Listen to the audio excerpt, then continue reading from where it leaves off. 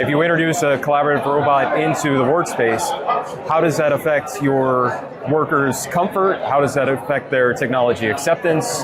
Things like that. So those are things that we're specifically exploring. We've got a lot just from the literature review, but there's a lot of work to be done. That's a rapidly advancing space right now. Yeah.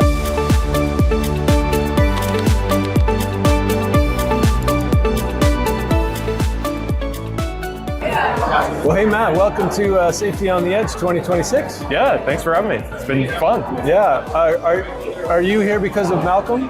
I am here because of NSC, actually. Okay. Yeah. I just see the Star Trek pin, and I know Mal's a big Star Trek fan. There's a few of us out there. Yeah. It's a nice conversation starter. Absolutely, you know? Yeah. So you're here with NSC? That's right, yeah. So I'm specifically the director of the Work to Zero program. We have our Future of EHS event that's later this week, so it made sense to come here and actually got to present a little bit of our research into collaborative robotics. So yeah, I was going to ask. So you got to speak today and get into collaborative robotics, you said? Yes, yeah. So how did that session go? Really well. At least they tell me it went really well.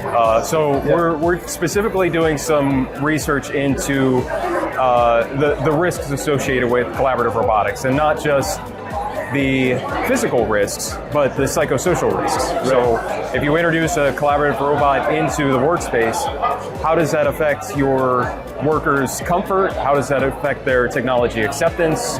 Things like that. So those are things that we're specifically exploring. We've got a lot just from the literature review, but there's a lot of work to be done. That's a rapidly advancing space right now. Yeah, absolutely. And that's really interesting because most people probably don't think about that aspect of robotics in the workplace. They probably think of replacing jobs or whether the robots go crazy and take over the workplace, but not the psychological impacts that it might have. Yeah. Well, I mean, specifically on the worker replacement discussion, that is one part of it, right? I mean, there's also the just our bodily physiological responses to fast-moving objects that are in our periphery, right? If things are unpredictable or moving too fast, or we just don't know what's happening, then that naturally elevates a little bit of a fear response from us. Right. But on the worker replacement side, that's also a very real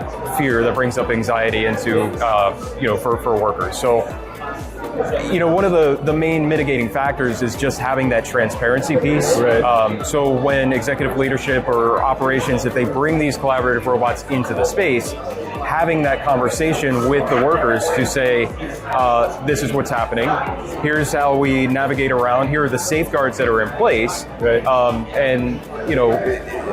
If a task is being replaced by a robot and a worker's no longer going to be in that, also being transparent about that. Right. So that's great, and really appreciate the partnership with NSC this year. So yeah, absolutely. For supporting Safety on the Edge and then participating as well. Yeah, thank you. Thanks.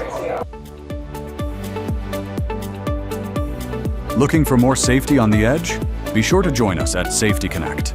Register today at safetyconnect365.com or click the link below in the description.